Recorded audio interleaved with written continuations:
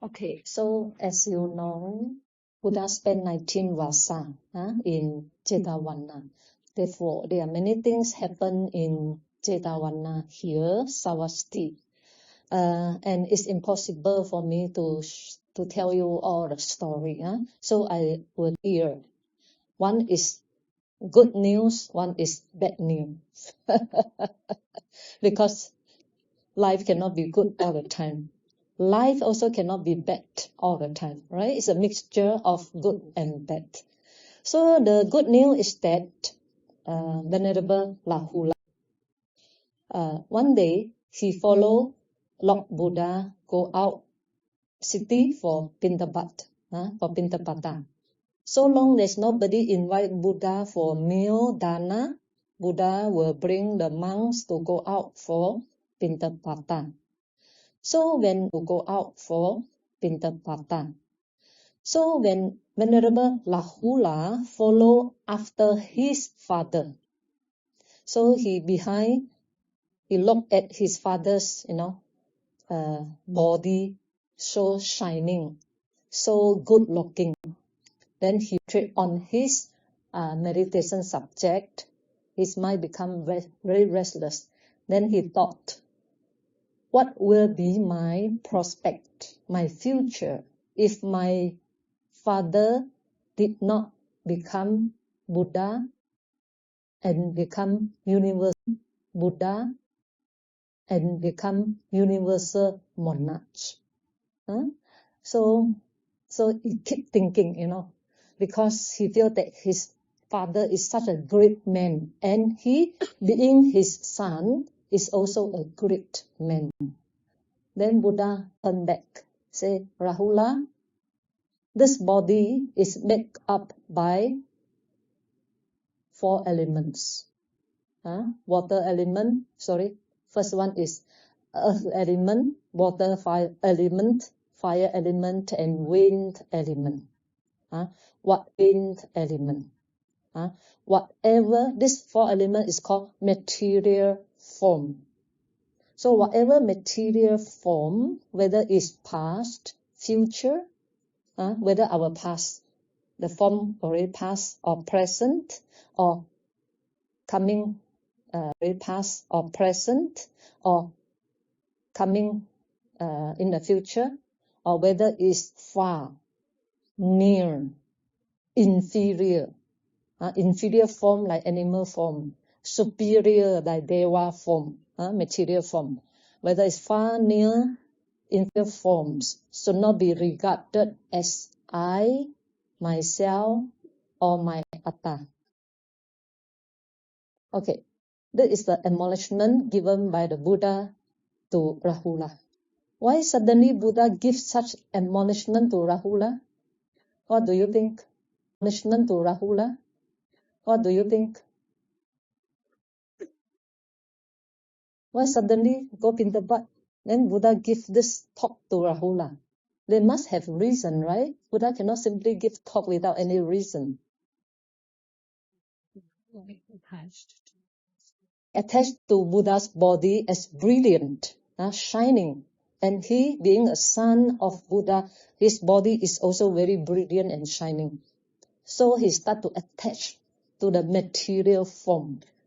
Now Buddha knew his thought, immediately said that whatever material form, in the past, pleasant, future, inferior, superior, gross, subtle, far or near, is to be regarded as not myself, not my atta, neither I am. Then Rahula thought to himself, feel I am. Then Rahula thought to himself, feel very shameful. Buddha knew my thoughts. So he said, having been acknowledged by the Buddha, who want to go Pintabat again? I don't want to eat already. I go back and go Pintabat. Then when his meditate established mindfulness in front of him, then Venerable Sariputta saw him. And because Rahula was ordained by Venerable Sariputta. Venerable Sariputta is his preceptor. So Venerable Sariputta is his preceptor. So Venerable Sariputta taught him anapanasati, mindfulness, breathing in and breathing out, but without giving details. So after that, Venerable Rahula went out, get up the Buddha, how to practice this mindfulness of breathing. Okay. And Buddha did not teach directly mindfulness of breathing first. Buddha teach him 4 elements meditation. What are the 4? Earth element, water element, fire element, wind element. And our body, whether yours or mine, composed of these 4 elements plus 1 we call space element. Space element, your ear hole, there's a space, it's called space element. So 5 elements. Then after that, not only that, Buddha teach him again, urge him to practice metta bhavana. Buddha say, if you bhavana, Buddha say, if you practice, you should cultivate love for all sentient beings, because by cultivating love for all sentient beings, you overcome your ill will. Then Buddha asked him to practice sympathetic joy. 1, loving kindness. Number 2, sympathetic joy we call mudita. So if you practice mudita, you overcome jealousy. You rejoice in other people's good deeds. Then Buddha also asked him to practice karuna, compassion, in order to see. You rejoice in other people's good deeds. Then Buddha also asked him to practice karuna, compassion, in order to overcome the cruelty inside us. Sometimes, there's a cruelty inside human being, want to torture other people, want to torture animals, them. Although some people have practiced Dhamma for a long time. This is called cruelty towards the animals. Cruelty towards the insects. So Buddha said, practice karuna in order to overcome the cruelty inside our mind. Then later Buddha said that you also should practice upekkha, equanimity, to overcome what? To overcome resentment. Same like ill will. When somebody scolded you, abused you, you become equanimous. You don't get very angry. He abused me, he scolded me, I cannot have metta to them. But I can practice equanimity towards myself. Be equanimous. When people scolded you, bully you, if you cannot practice metta, make sure you buy what people abuse and scold scolding. So Buddha not only teach him to practice 4 elements meditation, also teach him to practice 4 Brahma Vihara, and again Buddha taught him to practice contemplation of impermanence, which is my specific teaching. Practice contemplation of impermanence to whatever phenomena that arise in your mind and body, in order to overcome notion of I am. Overcome notion of I am. Whatever you see impermanent, vanishing, gone, finished, passing away, then there's no eternal self. So Buddha urged him to practice contemplation of impermanent in order to idea of I am. So how many types of meditation Buddha asked him to practice already? Number 1, 4 elements. This one type of meditation. Number 2, anapanasati. Before that, before anapanasati. Okay, number 1, 4 elements meditation. Number 2, metta. Number 3, sympathetic joy, mudita. Number 4, karuna, compassion. Number 5, equanimous. Number 6, contemplamus. Number 6, contemplation of impermanent. You see, one person need to practice so many methods of meditation, not only one method. We have so many defilements. One method doesn't work for us well. We have one basic one. Cultivate contemplation of impermanent. We also need to cultivate metta, karuna, equanimous. Even 4 elements. If you don't practice 4 elements meditation, how can you understand your own body? Right? The whole body, this body is made up by 4 elements. So if you don't practice 4 elements meditation, you never be able to understand your body. You think body is permanent. You think body is myself. You think body is solid like what your eye sees. What your eye sees always cheat you. What the eye sees is only concept. It's not the ultimate realities. Okay. After that, Buddha asked him to practice again. What else? Impurity, the loathsomeness of the body. Buddha asked him to practice the loathsomeness of the body. There is 32 parts of the body: head, hair, body hair, nail, teeth, skin, all the organs, pus, urine, snot, sweat, blood, saliva, mucus, and the last one, urine. So why should one practice this loathsomeness of the body? Practice this loathsomeness of the body in order to overcome attachment to one's own body. Because Rahula thinks his body is brilliant. Buddha's body is also brilliant. It is just an outlook. This body also composed of 32 parts of 30 things. Head hair, body hair. Head hair, let's say, 1 month you don't wash your hair. Is it good smell or bad smell? Not say 1 month, 1 week also cannot tahan. Cannot stand already. The tea. Cannot stand already. The tea.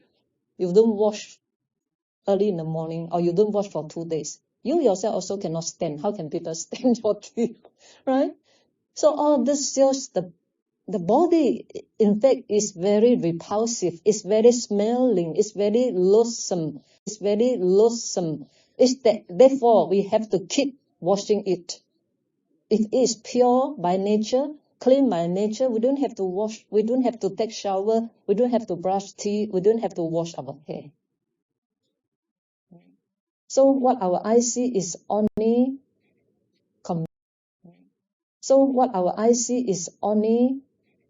conventional truth. It's not a reality. You got to use wisdom to see innerly, then you reach ultimate reality, and you will not be cheated by the outlook of your body. Him to practice anapanasati. So Rahula practiced 7 or 8 types of meditation. For this reason, when I teach meditation, I never teach one. I also teach many types of meditation. But you should stick to practice anapanasati. It doesn't work, right? When you have so attached to your own body and you practice anapanasati, it doesn't work. You got to overcome the arising defilement first. Overcome it first. Only then your mind becomes subtle, become quiet, become concentrated. Then you go back to become subtle, become quiet, become concentrated. Then you go back to your basic. So for this reason, it is very useful and beneficial to practice different types of meditation, but stick to one basic. If your basic is anapanasati, then when nothing happens. When something happens, use what you have learned and to overcome that arising defilement first. Because that defilement already hinder your progress. You got to get rid of it first. This is called mindfulness, an unwholesome thought that has a reason. We have learned this 4 types of effort, right? What's the first one? Prevent unwholesome thought from arising. Now, unfortunately, that unwholesome thought has a reason. then we arouse thought has arisen, then we arouse effort to get rid of it. But to arouse that effort, if you don't have skillful means, I want to get it, but you do not know how to do. Still you cannot get rid of it, right? Therefore, you have to still you cannot get rid of it, right? Therefore, you have to learn different type of meditation. Huh? Okay. So finally, Rahula become Arahant. Okay, this is the good news. Now let us go to the bad news. We get a lot of support, offerings. So his name, reputation spread very big and wide. And other sect become very jealous of him. Become very jealous of him, want to cause a bad name or bad reputation towards Buddha. So they make a scheme. One day, this other sectarian, they ask one of his female ascetic to go to Jetavana here, where we stay, where we sit now. Every night, go to Jetavana continuously for 1 month and let everybody see you go to Jetavana at night. So this will cause suspicious of other people. Being a female, you go to Jetavana alone, what happened to you? What happened to you with the monk in the Jetavana? Right? Sectarian, this we call bad person, or this sectarian, kill this lady called Sundara, or Sundari, or Sundara, kill her and bury her corpse in front of Jetavana. So nobody knows. Then this sectarian reported to the Buddha, say that my disciple named Sundara lost already. Don't know where she went. So then the king tried to search everywhere, and this sectarian also pretend themselves help to search and try to dig the soil in front of Jetavana and found Sundara's corpse or dead body. The dead body reported to king. We found this corpse or dead body of my student in front of Jetavana monastery. Then king say nothing, because need further investigation.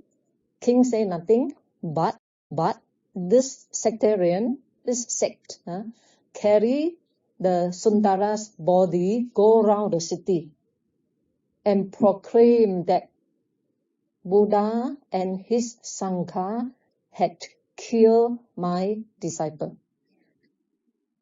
They had sexual misconduct with her, then kill her. So the news spread all over the Savatthi. So when the monk went out for Pintapat, they do not get the food, instead they get all the abuse, all the scolding, all the condemned from all the citizens from Savatthi. So they went back to Buddha, say, what should we do? We cannot get the food, and yet we get all the condemned, scolding, criticism, and so on. And as a monk,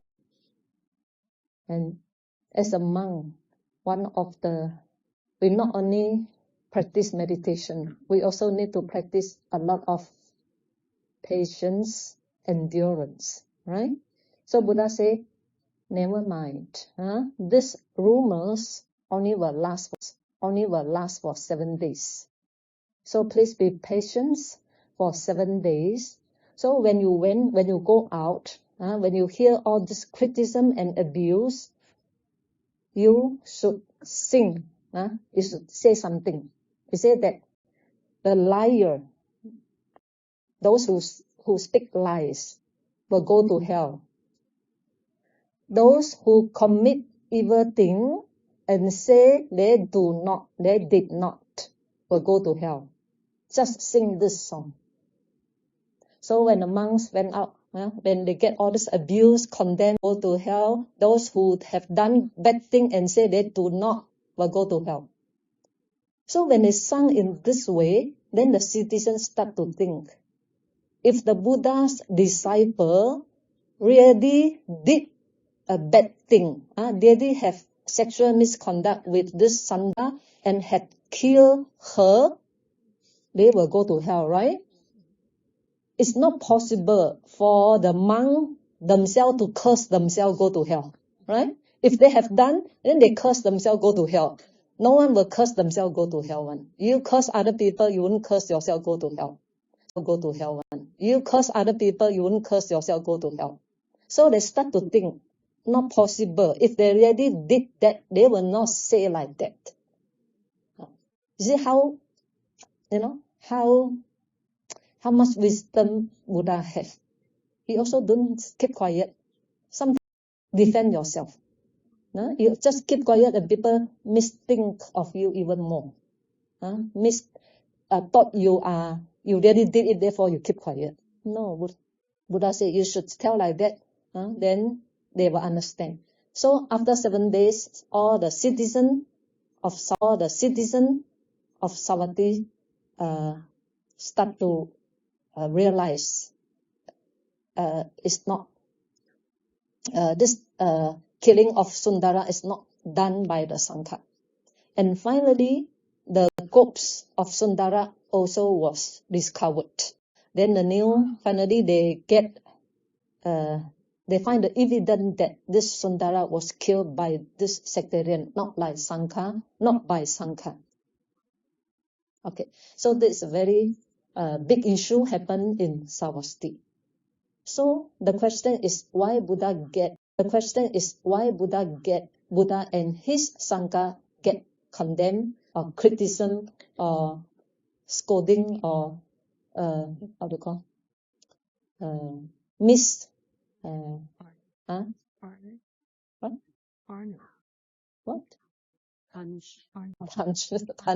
verbal punishment by the public. Why? Jealousy? Okay, she said jealousy. What is your answer?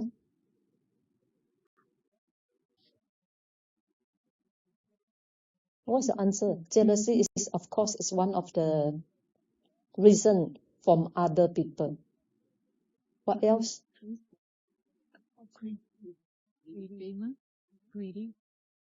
Greedy of the other sect. Okay, some more until you get the answer. From this incident. Okay. The answer is so easy.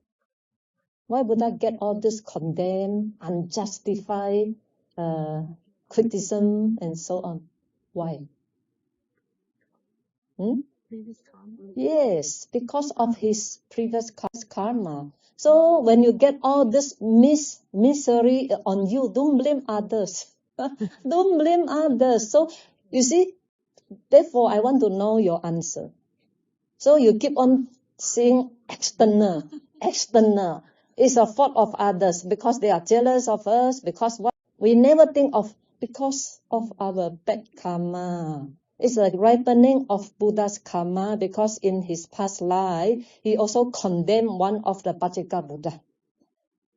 And because of that karma, now karma ripen. So when karma ripen, we got to bear with it. Be patient. Endure it for 7 days because the ripening of that karma lasts only for 7 days. So I would like to take this story to tell you whatever misery happened in you, don't blame others first. Don't blame others first.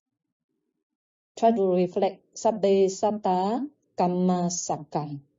All beings have karma as their heritage. We are born by our own karma. So the moment you reflect, oh, this is the ripening of my bad karma, then no anger will arise in you. If you point a finger to others, then your anger will never come to subside. So it's better to reflect, oh, it's my bad karma, it's a ripening of my karma first. Only then, then you reflect the Dhamma to make sure there's no anger, no resentment that arises in you. This is very important. I have one student, in Indonesia student. One day I went to Indonesia, monk. So this lay person came to me and told me one story. I said that when we as a Buddhist, when we encounter suffering in life, we tend to go to monastery and talk to the monk. Tell our suffering, why like that, why I have to suffer suffering, why like that, why I have to suffer so much, why all this suffering fall upon me. Then he said, if the monk tell the lay person, this is your bad karma, this is the ripening of bad karma, then the lay person say, the second day, we change to become Christian. Okay. So when he first told me that, I was very shocked. Very, very shocked. Because when something bad happened to me, I always, monk telling the truth, why turn him to Christian? That is something I need to think of as a teacher, right? Then it takes me a lot of time to think of why like that. That's why we always say, truth is very hurting, very hurting. Finally, I get the answer. Through my own investigation, as you know, I'm a person like to investigate cause and effect. I don't simply listen and stop there. No, it's not my character. Okay? So then I get the answer. It is because human nature, they always think they are good. They are good person.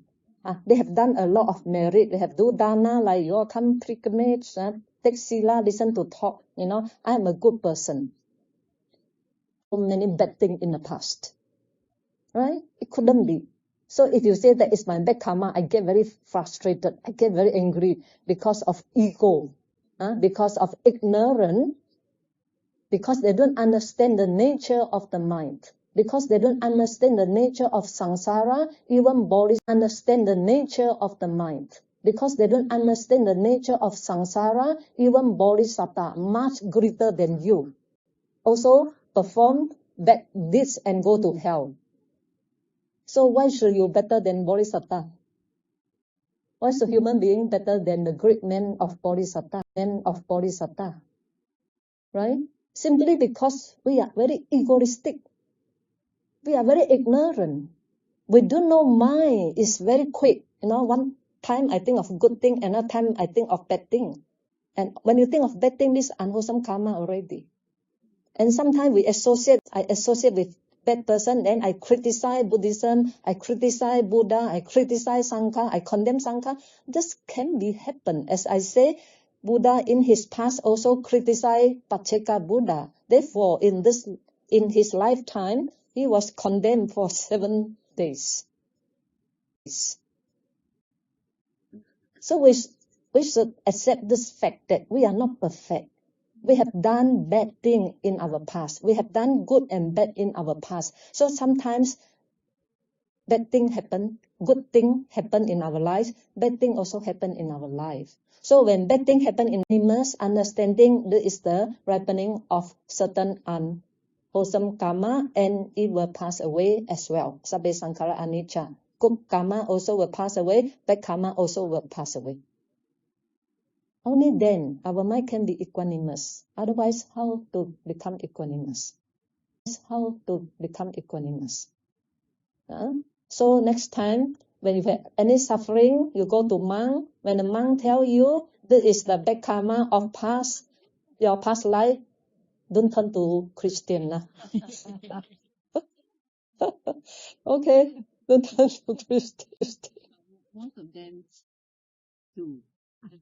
And after this episode, after this Indonesian disciple told me that, then I start to think, why human beings behave like that, or because of their ego, because of their not thoroughly understand the karma. One come to me, tell me they are suffering, they are misfortune in life, they are cannot get what they want. I never say this is the karma of your past. I never say that. Although I understand exactly is their karma, but I know they cannot take it. So I become more and more skillful. Through their feedback, I become more and more skillful. No, this should not be tell first. I console them first. I console them first. I tell them my greater suffering compared with you. I tell them my suffering first. Or let them feel that, I suffer a little bit only compared with you. Then gradually I lead them to see the karma. So next time we come across any lay people like us, we shouldn't say, that is Yes, that's why many people. Yes, many of my many disciples also tell me that when they tell people, this is a bad karma, I say you shouldn't tell like that. I won't say that. I won't say that. I won't tell them like that. Yes. You make them feel very bad. So you make them feel very bad, but if somebody tell you, you should not feel bad, okay? Now you understand the Dhamma already, you should not feel bad. If you feel bad, means you don't understand the Dhamma. If you feel bad, means you don't understand the Dhamma. You don't understand the karma. In such a way, certain words that you may, Okay, anyway, when somebody have suffering, misfortune, come to you, you show your compassion first. Don't say karma first. Right? Because they need your compassion. They need your consolation. So you use your compassion to pacify them first, gradually lead them to the Four Noble Truth. That's the way. Okay? So I advise all of you, when somebody come to you and tell you their misfortune, don't say this is your bad karma. Okay? Please don't say. But if you keep your misfortune, if you tell somebody and somebody say it's your bad karma, you should take it. Okay? Because you have better understanding than others. Then we keep quiet. Then you reflect. Yeah. Reflect. Then if it's my bad karma, next time I should not do it again. I should not do this thing. That's called wise attention, a good reflection. Then you reflect cause and effect. This is cause and effect. And cause and effect, it won't last. Bad karma also impermanent. Result also impermanent. Like Buddha was condemned only for 6 days, 7 days. After 7 days. So you need patience to face the ripening of our unwholesome karma. Okay? Patience and endurance. Patience, endurance, and understanding. And let this karma slowly fade. Bad result slowly fade away. Without giving rise to anger and resentment. Okay? This is my advice to you. Sadhu.